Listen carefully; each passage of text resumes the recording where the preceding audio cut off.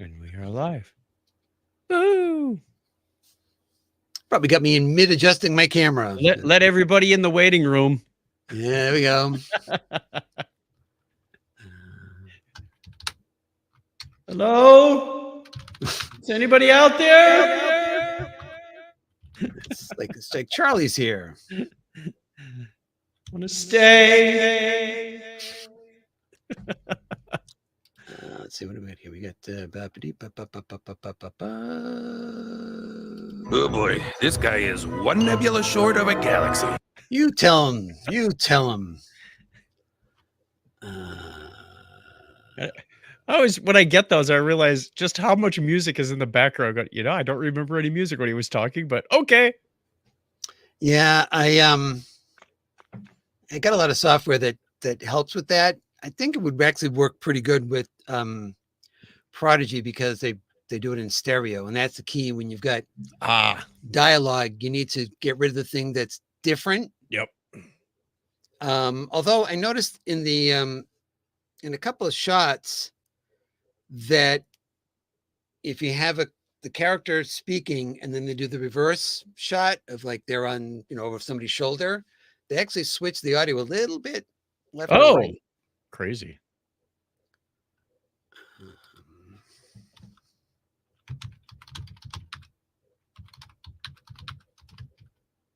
I can't change the laws of physics. Sure you can.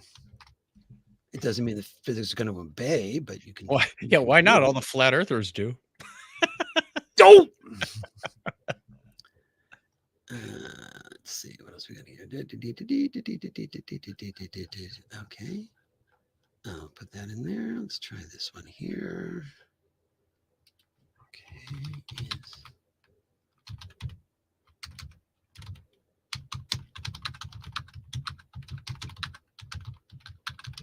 All right. Let's see. So we're up here. Got to get my bearings straight here. Okay. My poor parents. My bearings. My poor bearings. All right. I'm going to close the Facebook tab. Don't need that anymore. All right. I guess we are set to rock and roll. Commencing rock and roll protocol.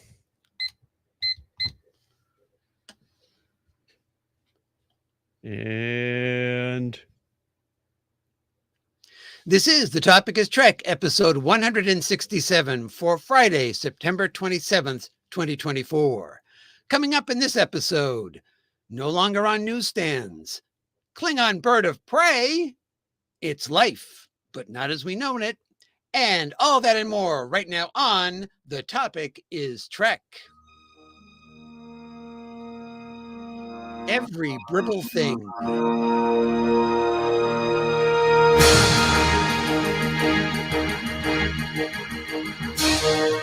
Welcome to The Topic is Trek, the podcast that runs on impulse power.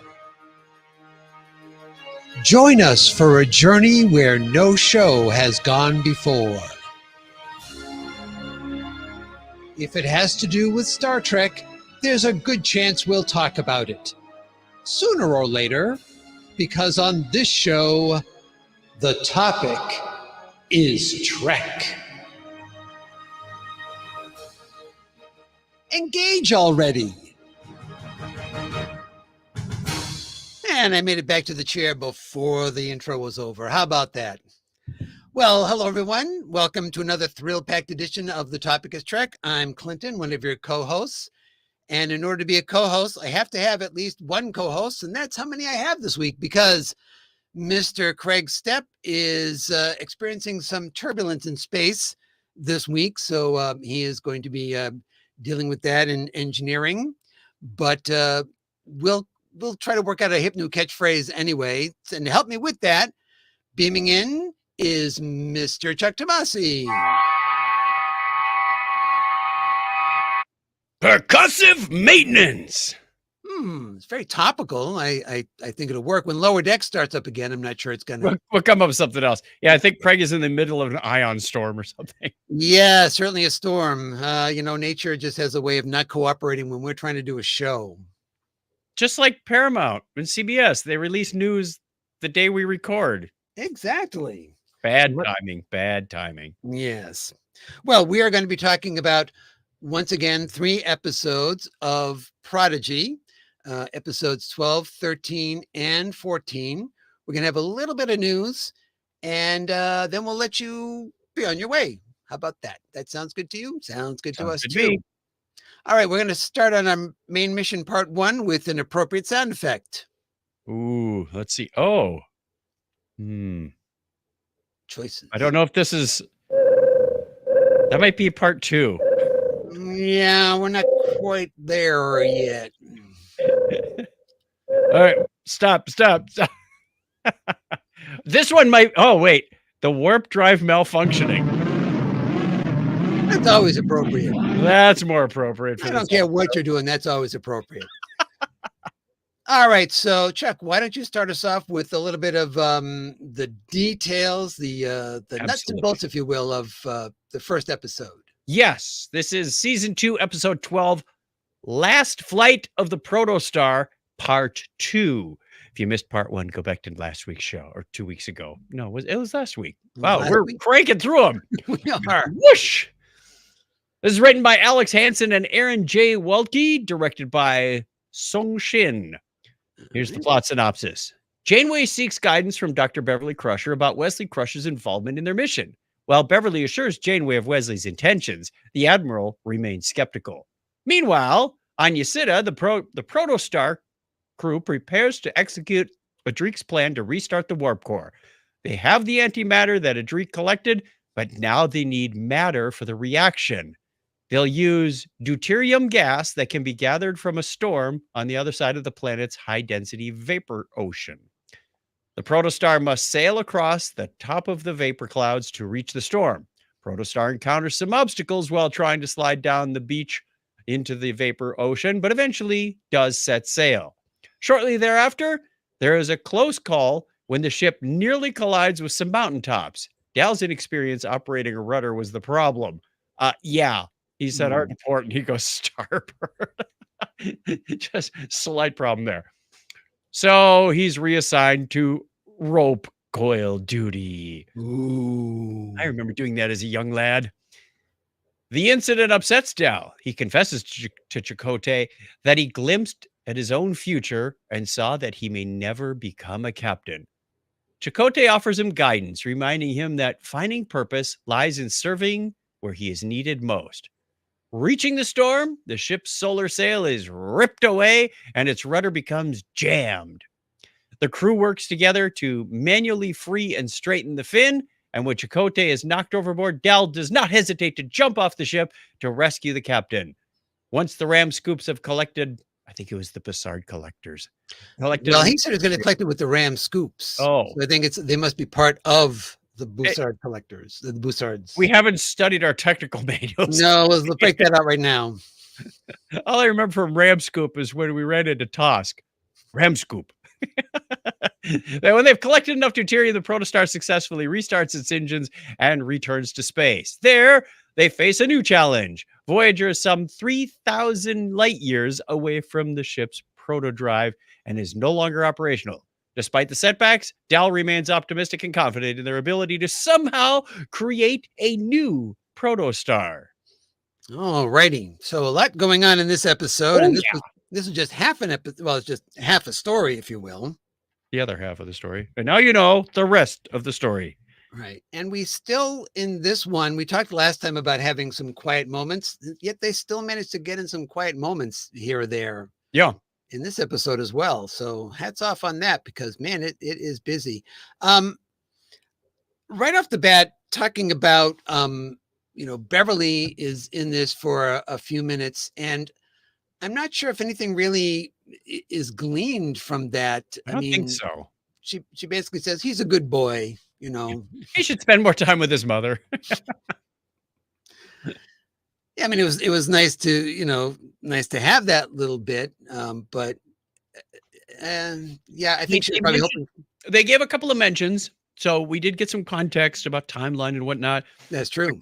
Picard was busy with the Romulan evacuation and, apparently Janeway and Dr. Crusher have not talked to each other since the Shinzon incident. Mm-hmm. So we've got some context that they have talked to each other before. So I think that was about all that scene was good for. Yeah, especially after I wonder if Newham was like, really? That's your conversation? Do you know what I had strings I had to pull to get you on the line with this person? And you're talking about what recipe you're having for dinner tomorrow night? I don't know about this. That's how I used to feel when long distance calls were expensive. Like, really? That's what you're talking about? We'll see if that was the case in Starfleet, what would have happened was Newham would have put them through, and Janeway just would have said, "Yes, collect call. I just want to be sure this is a call from what is up with Wesley." I don't know anybody named What's Up with Wesley. Click. That old collect call trick. Oh yeah. So Dal in this one is having trouble warming up to Chakotay being the captain, but at least we get an answer here on that. I mean, it's not so much that he is against Chakotay being a captain. It's just that he's not the captain of the Protostar, and he has a feeling he never will be, based on this little glimpse that he saw of the future when he snuck a peek of what was going on. But it was really out of context, the whole conversation. If you can't tell his port from his starboard, we have problems. Well, I mean, he was definitely inexperienced. I think that he knew which was port and which was starboard, but he didn't realize that you have to steer opposite. Oh, right. Pushing the rudder that way. Okay. That I can buy. Right. So he pulled in the direction Chakotay said to turn, but that was the wrong way to turn. So you notice when they come over, they grab it and they wrestle it back in the other direction. I love Chakotay's response. I don't know what that was, but let's not let that happen again. Yeah, that was not any fun. Let's not do that anymore, shall we?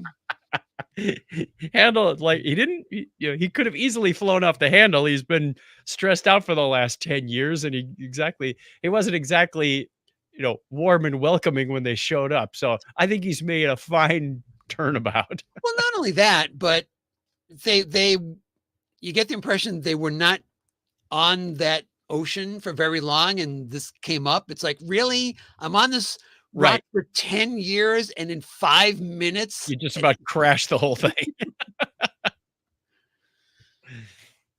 I don't know. It was very interesting to see the long shots of the Protostar, because you could make out they have all the detail of all the wooden structures that were all over the ship in it. And I thought that was a nice touch to be able to see that, give it some context of space inside there.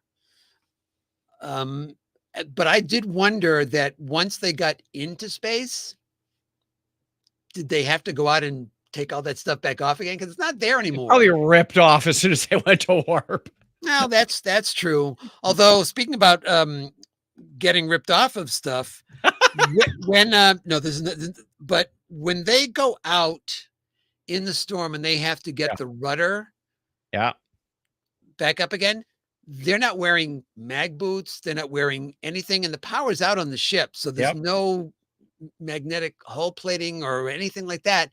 And you see, they make a point of showing you a close-up of their feet, and it's just Chakotay's boots, and then you see Gwyn's, slipper type things. And it's really stormy. Yeah.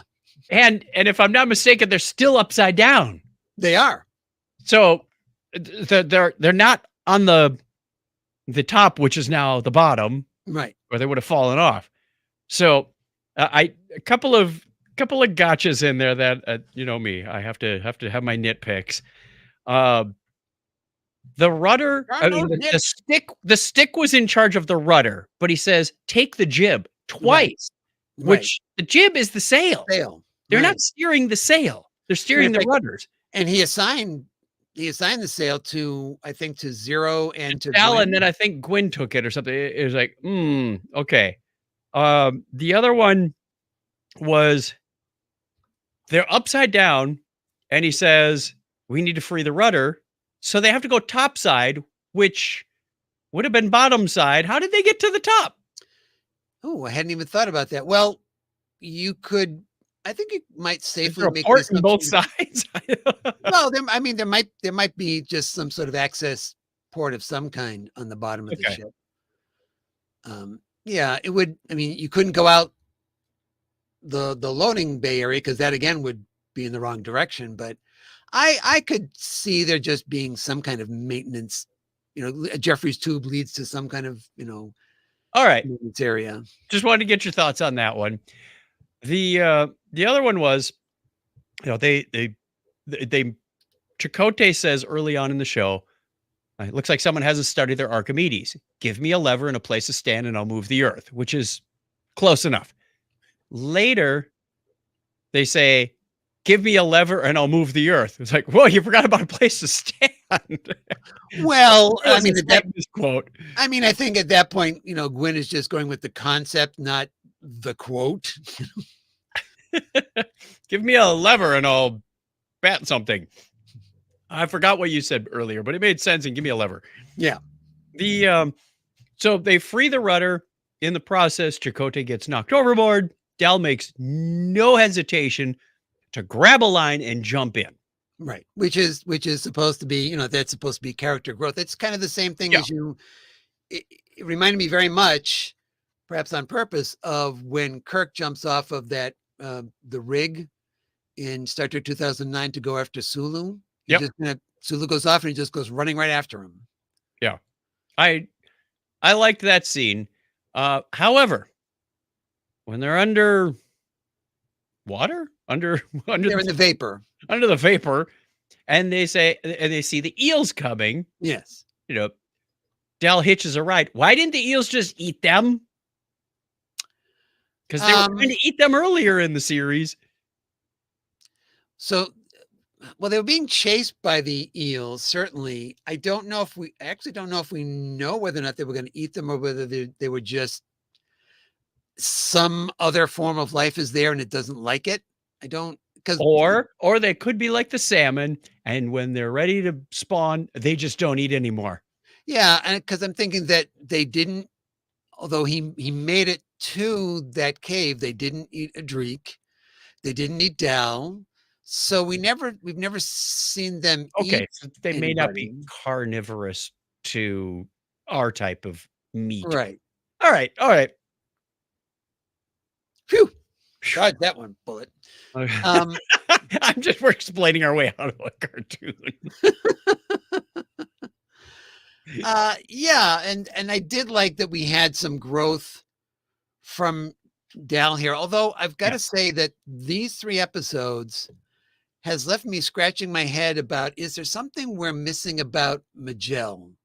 Because in this one, she has a scene, and we'll talk about the other ones when we get there, but this one, she has that scene where she's got the rope and Zero offers to help, and she says, no, this is my responsibility. And she's just staring at the rope. Mhm. And she doesn't say anything more, and Gwen gives a look like, what's up with that? Yeah, I had the same thought. Like, that was a very purposeful pause of Majel looking at the rope, but I never really got anything out of it.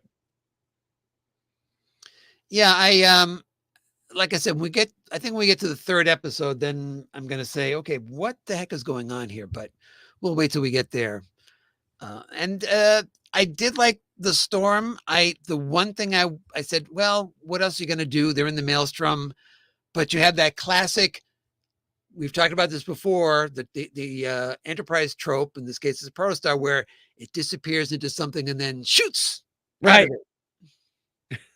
We fired it up and pew. Hopefully they did. At the first time I watched it, I went, wait a minute, everybody else is on. I thought so too. They're Oh. all outside. Don't go into space yet. Can't you just like hover in the atmosphere for impulse to get everybody back? But they make a point of in between, you get this one shot of them already back on the ship. Right. They're walking in from backstage or whatever it is. And I'm wondering in that shot, I'd have to go back and take a look at it again. I'm wondering if they had just come in through an access way that would be on the ship. So Bottom, top is bottom, up is Yep. down. up is down, down is up, left is right, and right is wrong. Right. So they managed to get back into space with warp and impulse, and everybody's happy. And Dell says something to the effect of, we just rebuilt the ship. Now let's go build a star, because they still need the protostar to get that 3,000 light years away.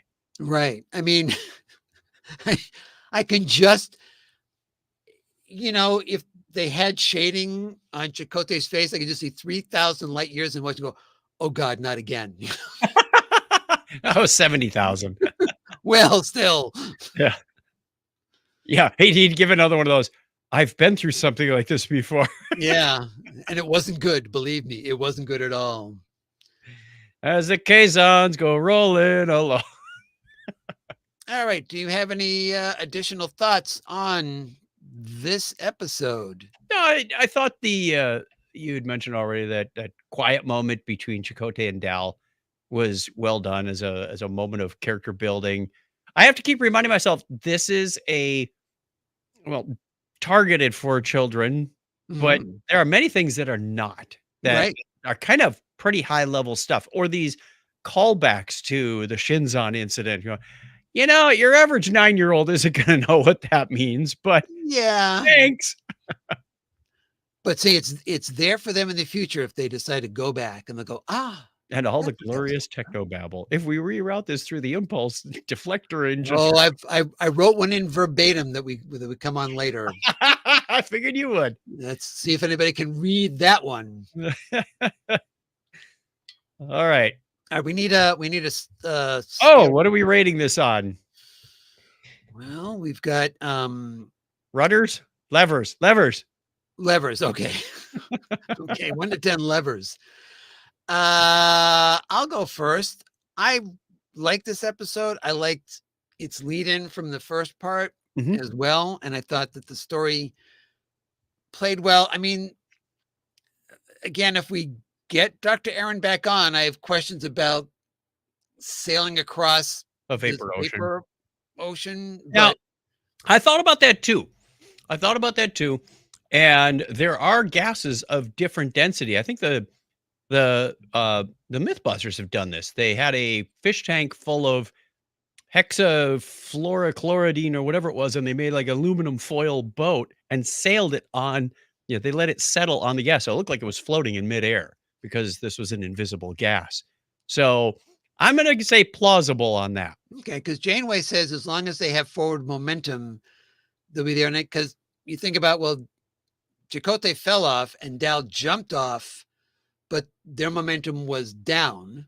Right. So, they would have had some momentum till they hit the water, and I'm using water for gas. Yeah, Chakotay wasn't not sinking all that fast because he really wasn't that far down when Dal went in there, and he had to swim down to him. It was like an episode of The Deadliest Catch. Yeah. You Mike Rowe. All right. So how many what was your rating? I haven't given it yet. I'm going to give this one. 8 3/4. Ooh, very nice. I'm going slightly low to 8.5. Given my old nautical background, I got a little bent out of shape about the jib and a couple other things. So it was still a lot of stuff crammed into a little bit of time. Great story. Like you said, nice follow on. So I'm going with 8.5. Still very, very good. Yeah, absolutely. Absolutely. Once again, it's got another season that seems to be firing on all thrusters here. All right. Well, now we're going to come back from our main mission part 1 and get some, we're going to try to do just a little tiny bit of subspace chatter in here. So, but even if it's just a little bit, we still have to ask, is it okay? And I don't know which Charlie we're going to get. So Charlie, is it okay to do subspace chatter? Sure thing, friend. I love subspace chatter. Let's get going. I had to do that one for the upcoming episode. Or you just want to see Charlie's bad attempt at a goatee. He used Jacob's grease. Jenkins, on behalf of Jenkins Grease, I'm insulted. I'll tell you that right now. All right, and I haven't assigned these stories to anybody yet. So Chuck, why don't you take the Sure. first one here? You're the traffic director. Well, after 30 years in publication, Star Trek Explorer is about to end its run. Although Titan hasn't made any mention on their official site, this has left many fans wondering what will happen with their current and even new subscriptions. Has the modern era of Star Trek magazines finally gone to that undiscovered country? So I never had any of the Star Trek magazines. I never subscribed to any of them. I did get something when I was a member of the official Star Trek club, and I don't remember if that was the magazine. The magazine's, I believe, gone through a couple of name changes, if I'm not mistaken. I've had one or two communicators in my day. I think that was the original fan magazine that Larry Nemechek just talked about that recently on his podcast. So I'm wondering if this will come up anytime soon as well. I think he talked about it live on Tuesday. I couldn't be there, so I have to go back and listen to that, because I think Larry actually had a running article in the Explorer magazine. So he might have some. So there's a direct impact on him. Indeed. All right. Well, speaking about impact, I don't know how that segues in here, but when Pop Culture Coffee launched a collection of limited edition Star Trek branded coffees, we had one important question. Where's the Janeway coffee? Well, wonder no more. Pop Culture is expanding their Trek-themed coffees, starting off with Borg Blend, and that's right, Coffee Black. Wow, that's such a descriptive name. There's no doubting what's in the bag. Right. Well, that's pretty much what Janeway wants is, just give me coffee black. I love it. Yeah, they already have introduced, since we've originally talked about, they've got a Ractigino, and I'm really dubious about getting a Ractigino. The way it's described, not on Pop Culture site, but in Deep Space Nine. Right. Not really sure that's for me. That was the origins of it, was it not? It was in Deep Space Nine. We had never heard of Ractigino until we got there. Right. And since then, we've heard about Discovery's name dropped it. I think Lower Decks has. I think even Prodigy has name dropped it. So, yeah. Sounds Italian. Yeah, those Italian Klingons we've heard so much about. All right, what's next? In a new interview with The Hollywood Reporter, Paul Wesley, aka James T. Kirk, let slip some info on Strange New World Season 4. The original start date for filming was, quote, in the spring of 2025. But Wesley said he will be back on the set in Toronto in February. So moving things up.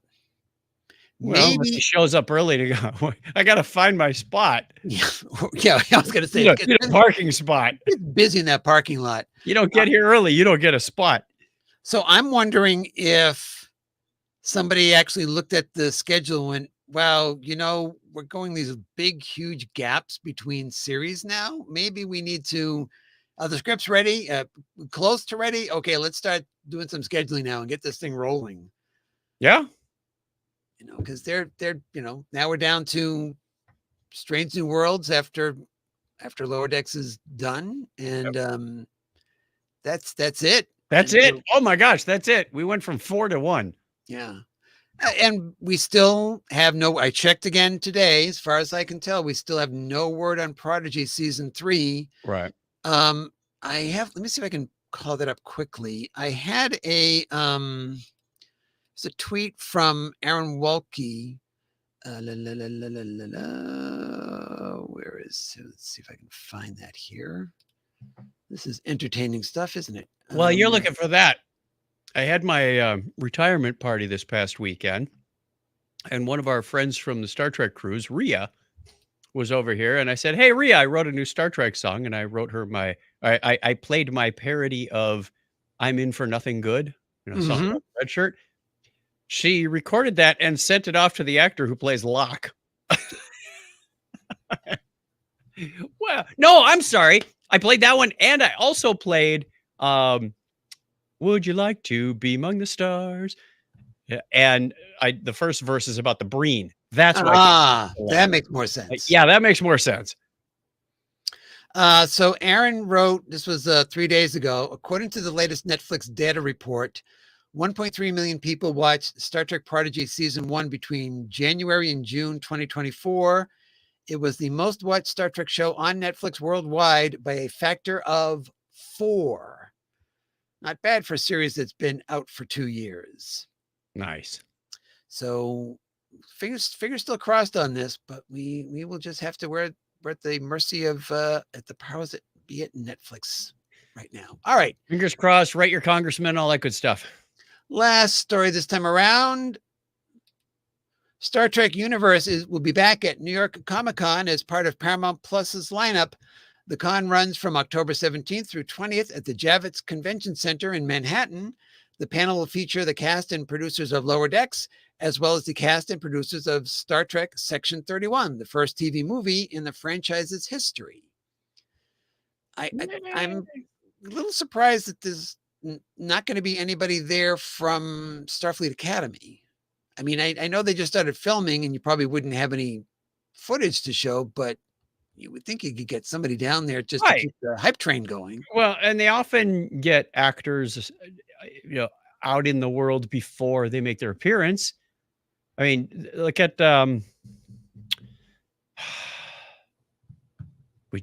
Maul. Who played Maul? Eve Harlow. She was on the Star Trek cruise.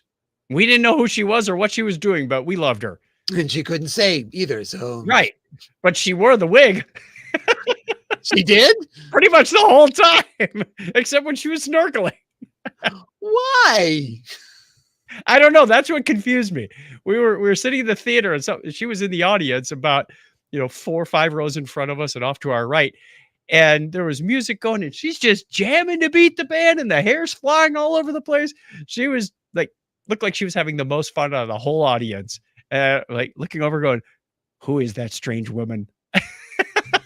Then I learned. Maybe she thought if she wore that the entire time when you saw the show, you're going, makes sense, right? That's who it is.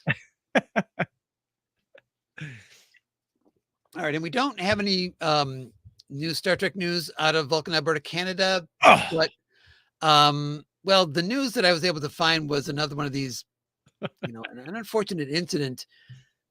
Can joke about it perhaps, but I'm sure the farmer was not pleased. A turkey barn burned down in Vulcan, and several thousand young turkeys were lost, completely flattened. Oh, Thanksgiving's going to be expensive this year.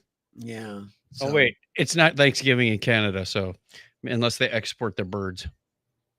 They might, Rabbit. They might. What are they, bananas? But not those ones anyway. All right. That said, it is time to I like I said, I normally call it the favorite part of the show, but it's Mirror Charlie. Mirror Charlie's nice, but it's time to say goodbye, Charlie. Thanks for having me along. It was fun. But now my Phasian step-parents are calling, so I gotta go! Go! Go! Go! Go! He's still going. He's still going. Like the Energizer Rabbit. All right, and time to head out on main mission part 2. And there's our appropriate sound effect. All right, this time around, we are talking about Star Trek Prodigy Season 2, Episode 13, A Tribble Called Quest. Wait, I could have done a better appropriate sound effect. The Klingon transporter. There we are. Woo! Written by Keith Sweet. Oh, apparently there's an incoming. I have had enough of that transporter. Written by Keith Sweet II and directed by Sean Bishop. Plot synopsis. The crew beams down to a barren planet to collect bosonite. The rare mineral is needed to create a new protostar for the ship. As the team explores, they encounter a tribble that has teeth. Chakotay realizes the planet's ecosystem is out of balance due to a hungry tribble infestation. While escaping a swarm of oversized tribbles, that doesn't happen very often, Zero is injured and Jankum returns with them to the protostar.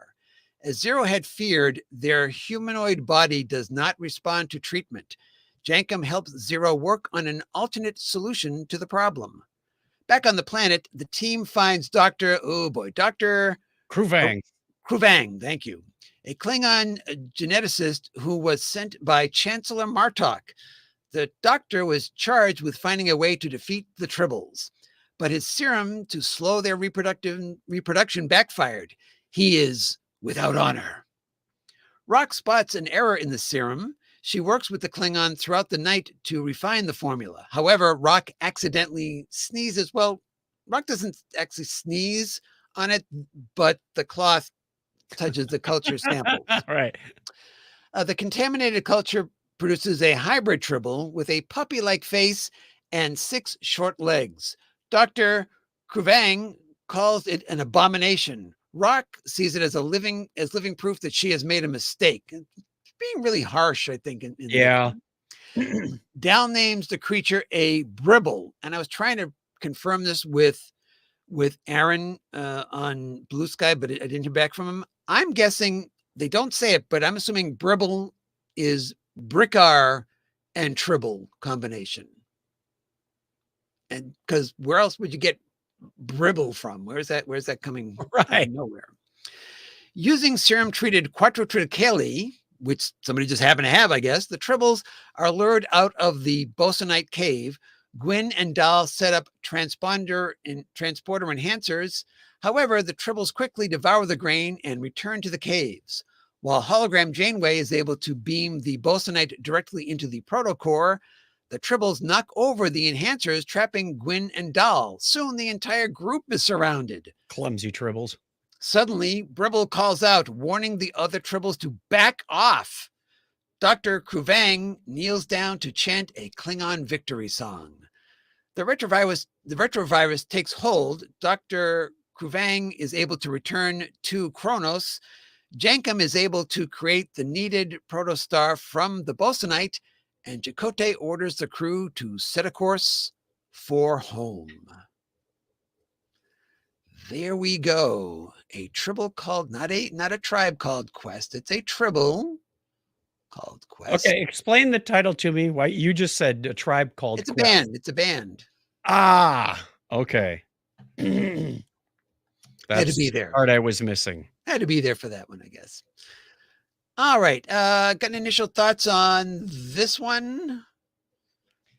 It started out with an interesting narration about Rock talking about how stars are made.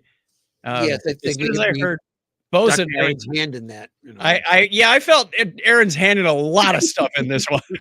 It's like Bosonite. Let's make up something based on the Higgs boson particle, maybe. Sure. We'll go with that, Aaron. As soon as they beam down, Chakotay says, nature's out of balance here. How did he know that or sense that? Well, first of all, the place is a complete disaster. And it was very strange when they beamed down. They didn't make anything of it, but it was almost like they were beaming into The page of something. Yeah. And it's like, we're just going to ignore that apparently and just move on with whatever's happening. And if the whole planet's been decimated, why are there still Tribbles alive? I did wonder that maybe there's cannibalism involved. I didn't want to really go there, but Yeah. good day. Now, this may have been a budget thing, and I know CG can do fur very well. We've been doing that with Monsters Inc.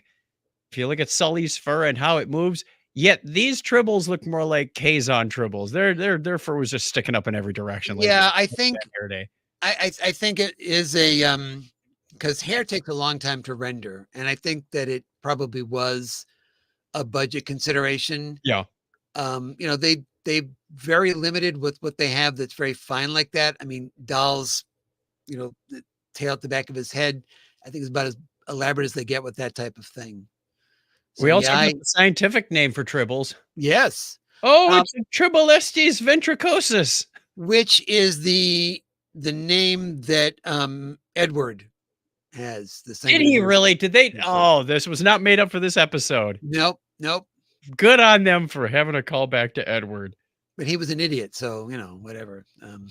As they were running, being chased by the giant Tribble, and they all jump over the cliff, except for Zero.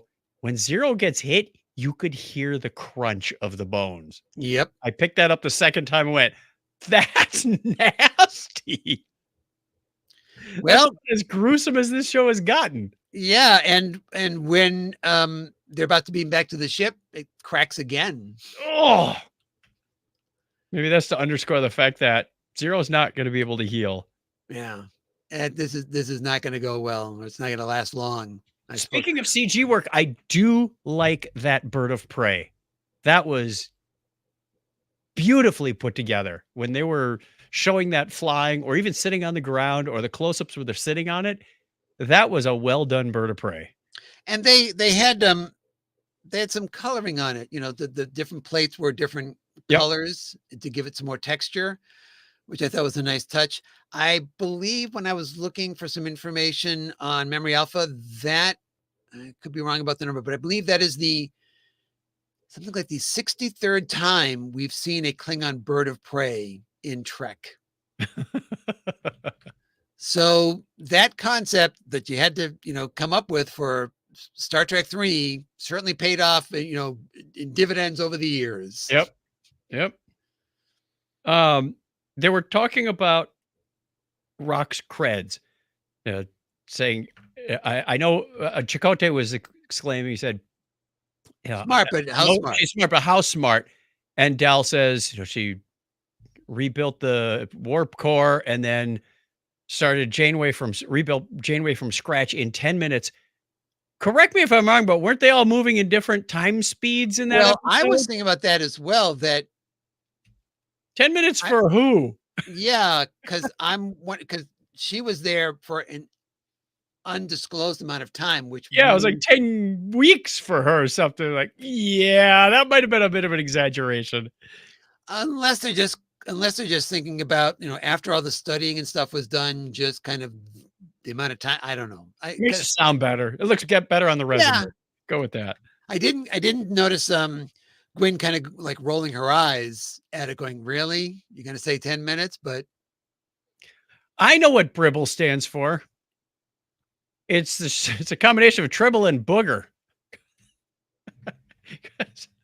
that I hope. Sneeze and then the snot rag leaked. Oh, into I the hope Petri not. dish. I hope not. Did you also notice that the Bribble had sort of a pinkish face? It's had some of the hues of Rock. Yeah. Well, I think So- that's the thing. It's that the DNA is mixed somehow, and Yeah. that's the result of it. It's- Go ahead. I didn't notice at first that it had 6 legs, and I'm thinking, Right. you have to animate those 6 legs. You really want to go with 6 legs, but that's their choice, Admit it. because you could have had 2. Right? The yeah, notice the 6 legs also. The where was I going with this? Not Zero, not Rock. We actually one of the way you think about that, I was very surprised that we actually saw Gwyn smile and make little cutesy noises. Oh, right. Oh, can it Oh, be so I know where I was going with cute? this. Yeah, we had already talked about how Rock was very hard on herself for Yes. making a mistake. Yes. And I think that was intentional to show, the younger viewers, look, it's okay to make mistakes as long as you learn from them. And not every mistake is going to turn out as you think. It may actually be an asset rather than a liability. So I think they just wanted to exaggerate that fact. But I do like the fact that they worked that in, because that's a tough lesson for a lot of people to learn is, hey, I screwed up. I made a mistake. And we got some of that in the previous episode too, is Dal beating himself up.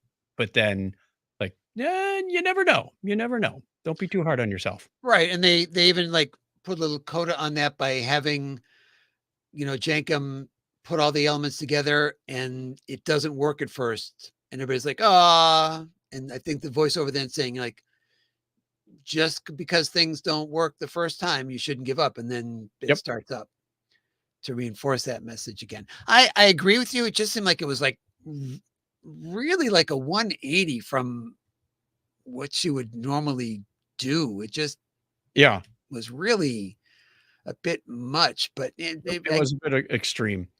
to drive the point home, I guess you would do that, but I don't. And we have, conveniently the Bosunite is in a cave where you have to have the transporter enhancers, Right.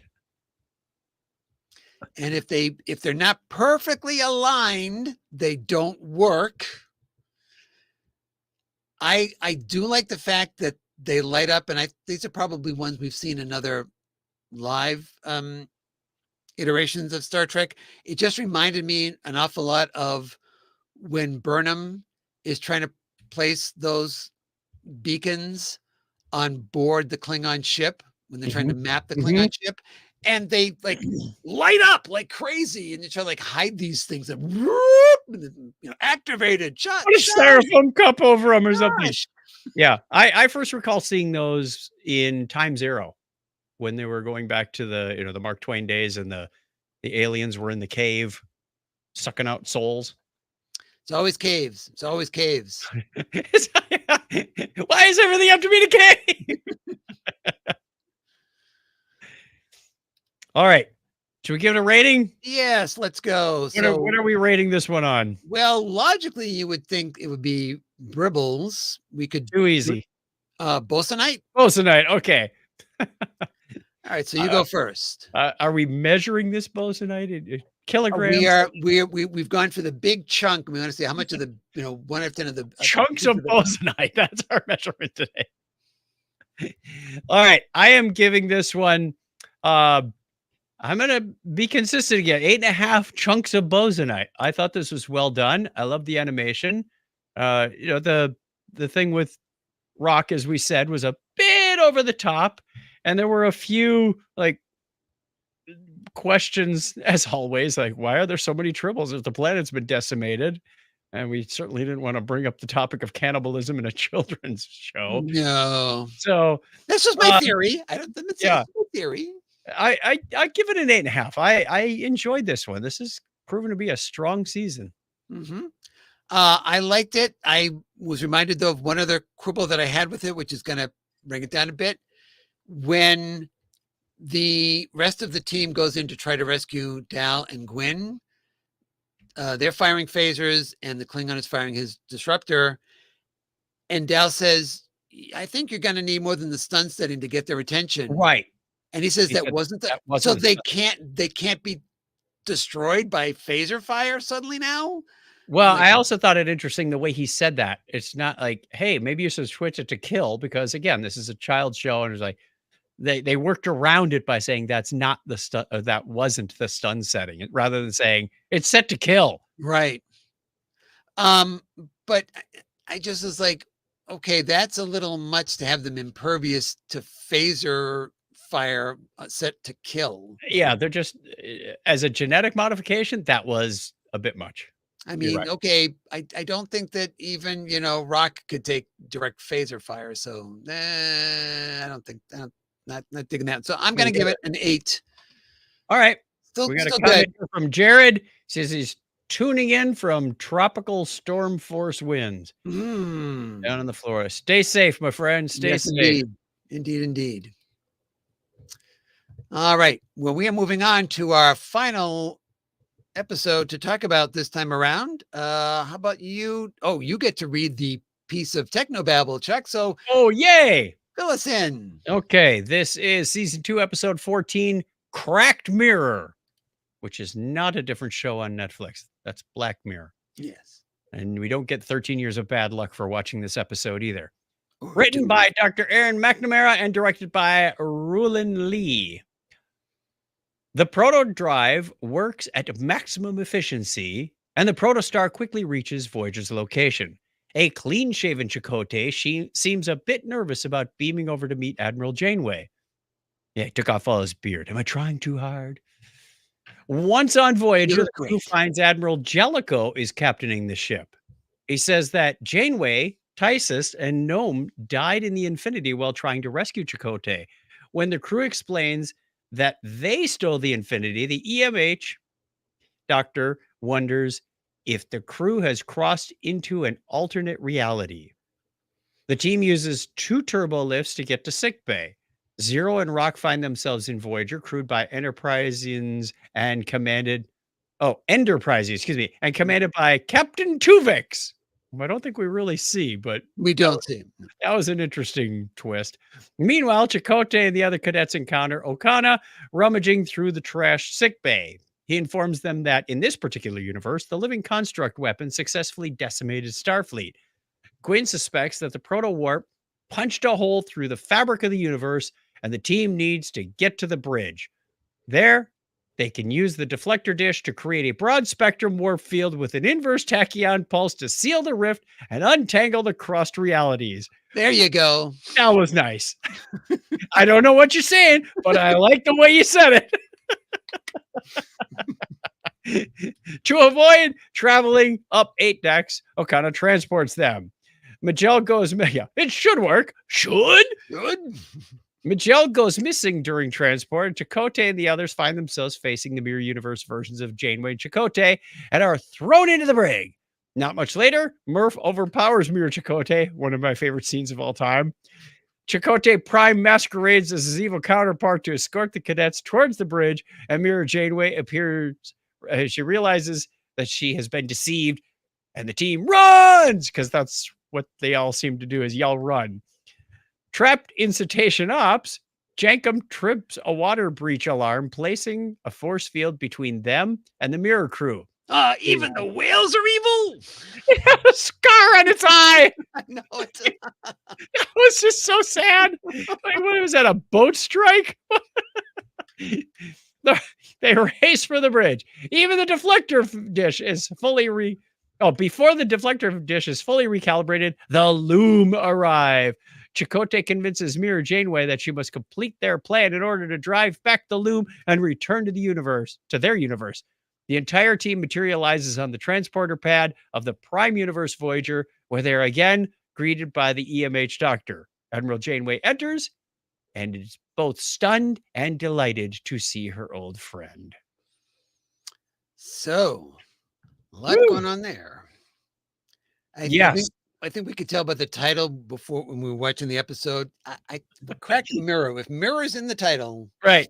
And the picture of Murph with the goatee. I Not don't think it quite necessarily works, Murph, but but I like the the enthusiasm.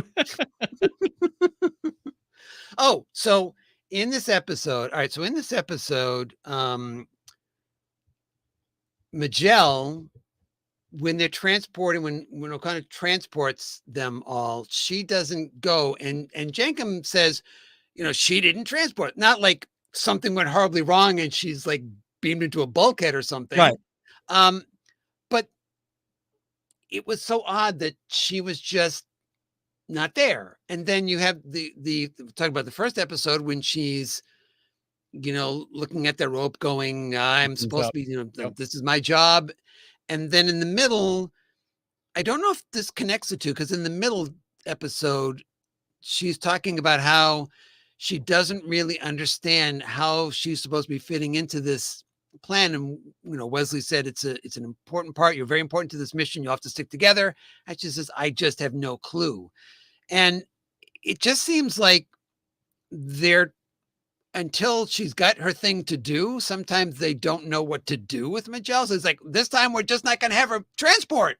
Yeah. We're going to be there. At least walk around in the background and agree with somebody or something. It did feel a little bit out of place. I didn't know that hologram Janeway had a laser pointer finger. Yeah, she can do PowerPoint presentations.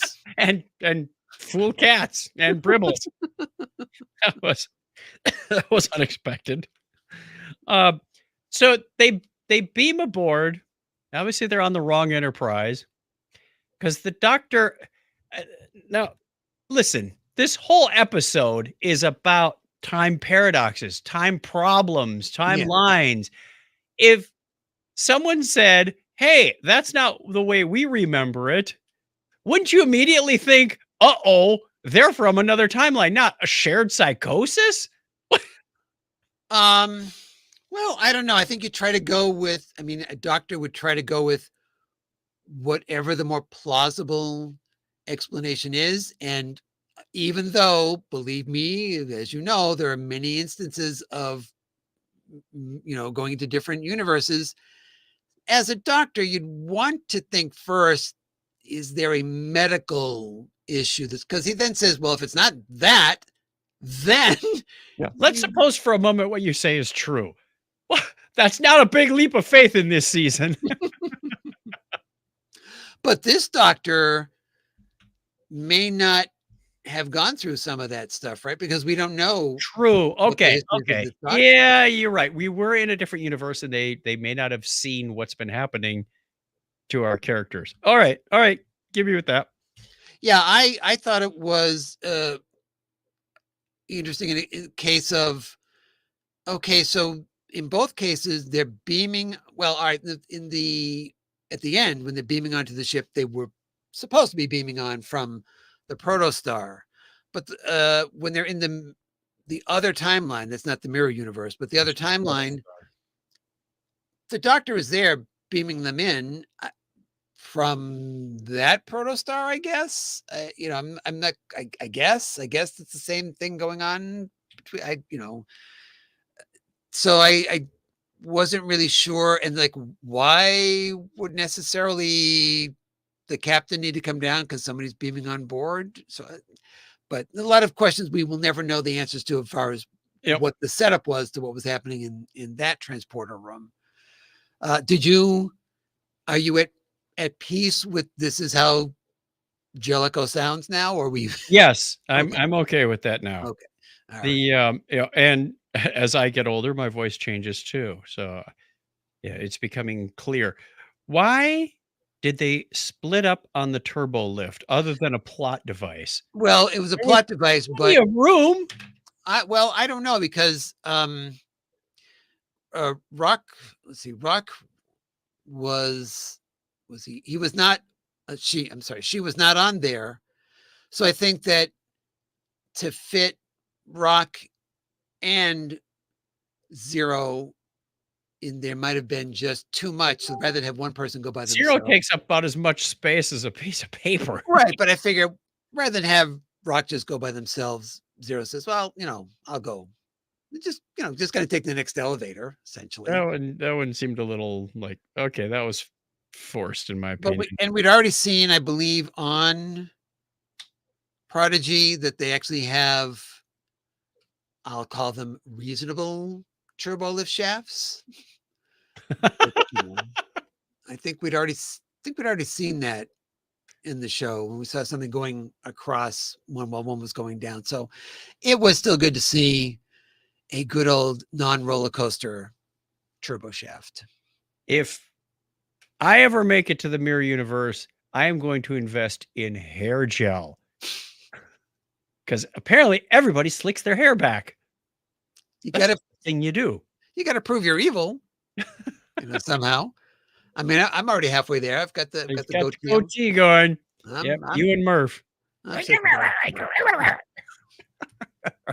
So you really got a kick out of Murph putting the pain, bringing the pain to Mirror Bringing the Chakotay. pain to Mirror Chakotay. You bet. And Murph is a character that's kind of fades in and out like everybody does in a show. Abilities versus not abilities to, Yeah. Did you Put up a pick up on the line where it says, "Someone alert Captain Tuvix"? That sounded an awful lot like George.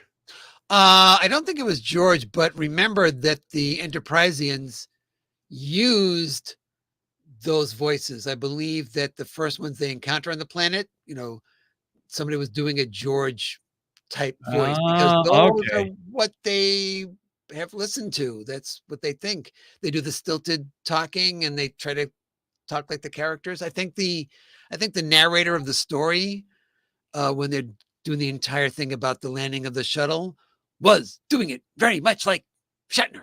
I'll have to go back and watch that episode. That That sounds very good. That I don't know about you, but I would have liked to spend more time with the Enterpriseians rather than just have yes, that walk on, but because they're always entertaining.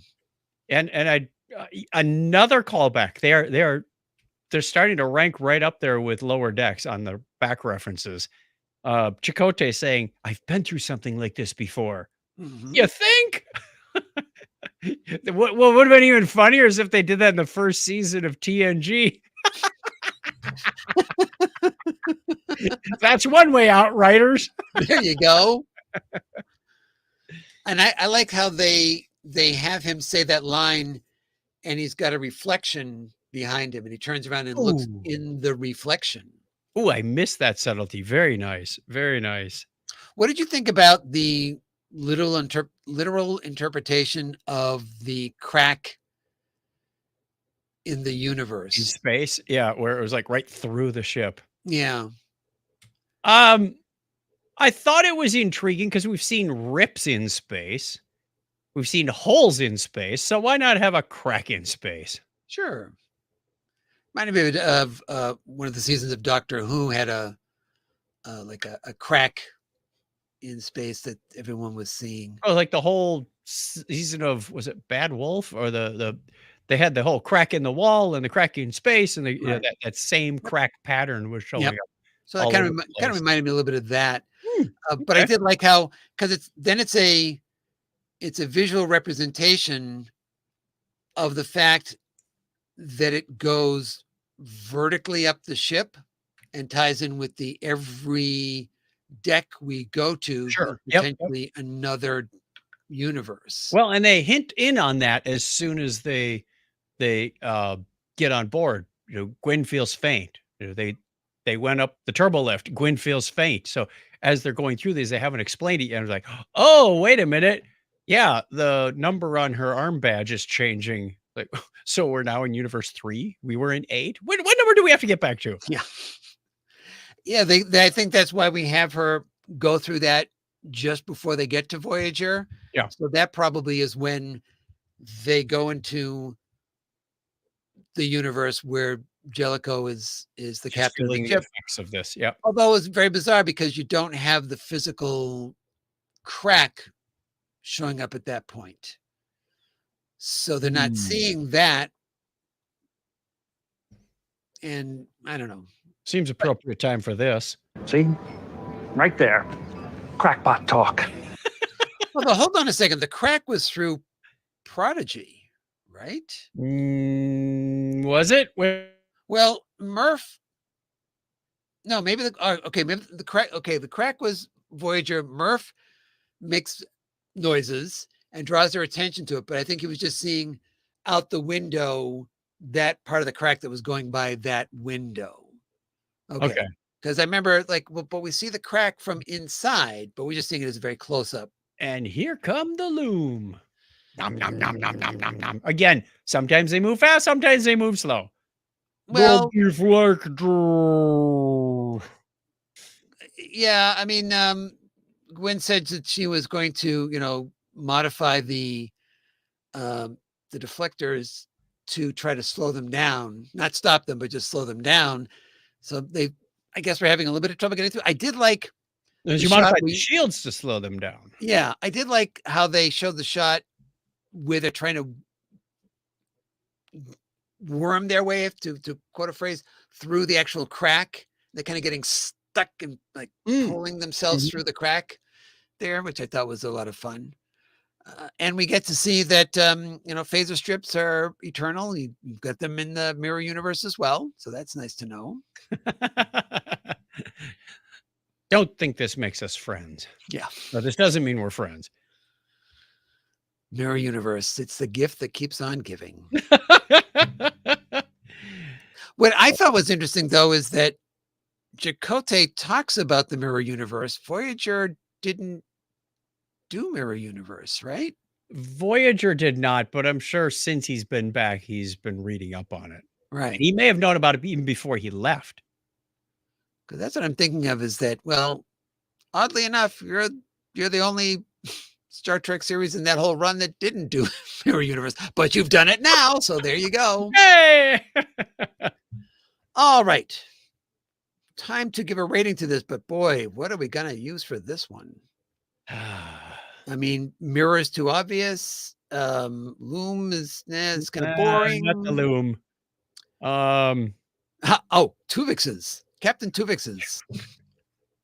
who we regretfully did not get to sample any of his Talaxian Vulcan fusion cuisine. Fusion cuisine. I was like, they sound like they had a great old time. Yeah. Don't say fusion around the captain. He's kind of sensitive about that. Okay. All right. So Captain Tuvix's. I'm gonna give this one. I'm gonna give this 8.5. I really liked it. I don't think it was the strongest, but I'm torn. Yeah, I think I'm gonna go 8.5 on it. We had some conveniences, as we always have, and I'm trying to be like, every plot of everything has a convenience thrown in at some point or another. Yep. So yeah, I'm gonna stick with 8.5. I'm gonna go with 8. I'm backing off a little bit about this as a general rule of thumb. They did the mirror universe well, but I thought it's starting to feel like they're trying to throw everything into this series. And it's like, okay, we've had a whole bunch of legacy actors. We've had, it's like, well, we've got whales, it's like, And evil whales. and evil whales. Like, we had to go to the mirror universe. Like, what haven't we got yet that we could pull out of the, the archives? So I'm not complaining. I'm just making an observation at this point that they need to be careful going forward, that we don't keep going over if we slingshot around the sun, I'm done. Well, I think what you're concerned about is you don't want them to suddenly start to lower decks. Right. In telling this story, it feels like they're reaching for as many contact points that existing viewers will be familiar with. Well, here's another theory, though. If this is for a younger audience, you're introducing the concept of the mirror universe in the context of there being multiple universes, and this is one that you've got a rich enough history you can pull a lot of stuff in. You can go. Yeah, that's true. This is an agonizer. We don't have to explain it. It's right over there. What, Mean Machine was already taken, but and I get that. I mean, as we were raising our children, they were aware of many pop culture references, like Darth Vader, before they even knew who Darth Vader was. They were seeing him represented in a parody on I think it was a Fairly Odd Parents or something. Mm-hmm. And then later, as I introduced them to Star Wars, they go, "Oh, that's where that comes from." So there may be some value in that. Okay. All righty. So you've got an 8. I've got 8 an 8.5. So not bad. Not a bad 3 episodes in there. No. And we are more than halfway through the season. Matter of fact, we're hitting the 3/4 mark here. But they haven't got back to Earth yet, even though they're. Oh no! They've got back to Voyager. They have to put the protostar back on Tars Lamora, right? Which I'm not sure how that affects Chakotay, because he wasn't supposed to be alive at this point. That's true. So he's now an unknown variable, right? Because if they, well, I have a feeling there's a sacrifice moment coming up, but I'm not going to say because I haven't watched them all. I hope not. I mean, I think somebody else made the comment that, gee, I never really cared for Chakotay much before, but now I kind of like him. So would be a shame if something was to happen to him. You sound like the mafia there. Yeah. A shame if something would have happened to your Chakotay. Yeah. Get out your prayer rocks. That's all I'm saying. All right. And we're going to be back. And are we back next week? I should have my schedule out here. I believe so. Burning through these. I believe we're back next week, and we're going to be discussing 3 more episodes, which will be, 15, 16, and 17. So we're almost at the end of the season. relatively speaking. Yep. And we'll be done in time for Lower Decks, so that is good. All right. So it's about time to refill the dilithium chamber and to try to warp on out of here. You can find me, Clinton, at Comedy Forecast, all one word with the number 4.com, as well as on your various and sundry social medias and every place that fine podcasts and even not so fine podcasts are served. And I won't ask who speaks for you guys because I was waiting for it. I'll go ahead. I'll take it this time, Craig. You can find us by looking for Technorama Podcast anywhere on the internet or wherever you find podcasts. Technorama Podcast can be found at chuckchat.com. Craig and I do a show roughly every Sunday night at 8:30 Eastern time, live stream, and then we release the audio podcast. Geek news, humor, just nerd out with us while we chit chat about things that we found interesting from the previous week. We'd love to see you there. All righty. Sounds good. But it's time to hit the theme, boys. This one. That's it. If you like the show, please be sure to tell a friend about it and subscribe so you never miss an episode. Very important. We'd love to hear from you. Follow us on X, visit our Facebook page, or call us at 816-TREKKER. That's 816-873-5537. Until next time, on behalf of Chuck, the absent Craig, and myself, I'm Clinton, thanking you for listening. And as we always say here on The Topic is Trek, Don't put on the red shirt.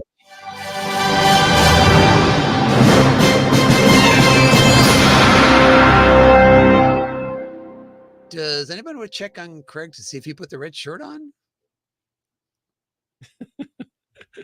Someone get a hold of Captain Tuvix. Oh my. All right. Well done. Yes, well done. It certainly wasn't rare. Okay. It was medium. I usually take a medium. And we're going to end our live stream. So thank you for watching, Yes. whether live or after the fact. And we will catch you next time around. Live long and prosper.